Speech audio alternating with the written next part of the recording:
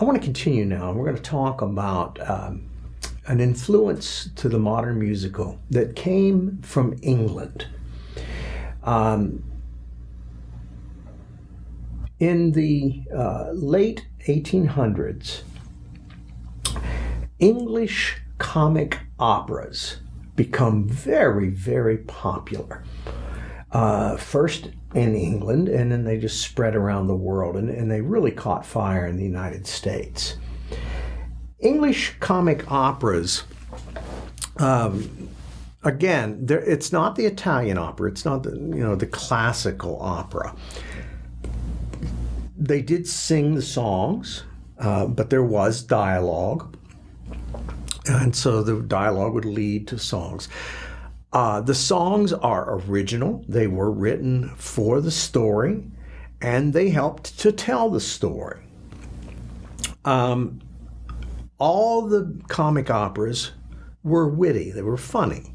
And that's one reason they were so popular. And they had very, very catchy tunes that people, if you listen to any of these comic operas, once you see it, certain numbers are going to stick in your head for the rest of the day.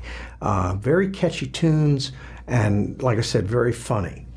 The kings, the absolute kings of the English comic opera, were two gentlemen. The kings of comic opera were two gentlemen, Gilbert and Sullivan. You want to remember them, Gilbert and Sullivan. W.S. Gilbert lived from 1836 to 1911, and Arthur Sullivan lived from 1842 to 1900. As partners, they created 14 different comic operas between 1871 and 1896. Their comic operas set the standard for everybody else. They were the best at writing them, and they are still done today. They are performed all over the world. There are Gilbert and Sullivan societies that will put these on, like I said, in communities everywhere around the world. Now, one of my favorite Gilbert and Sullivan comic operas is a show called The Pirates of Penzance. The Pirates of Penzance is the story of a pirate king and his crew who took on a young boy and his nurse.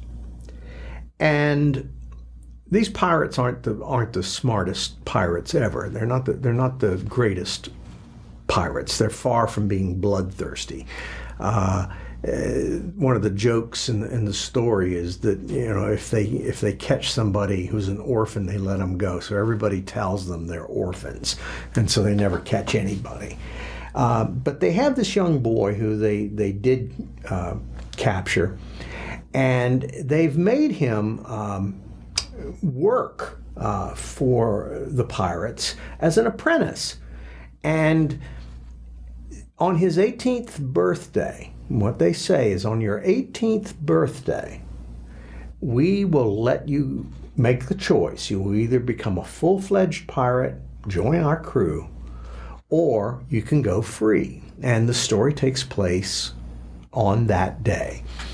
And the pirate king and the pirates are sad. They don't want him to leave. They want him to stay. And they try to convince him that life as a pirate is better than life on land.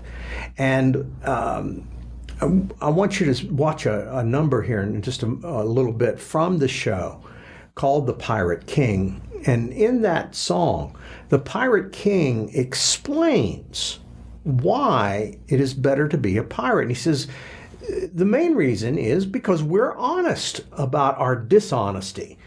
People see our black flag flying and they know we're crooks.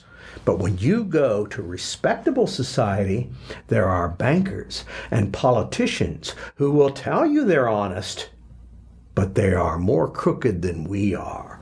And so it's a satire, and as all their plays are, on British society and on people living in England at that time.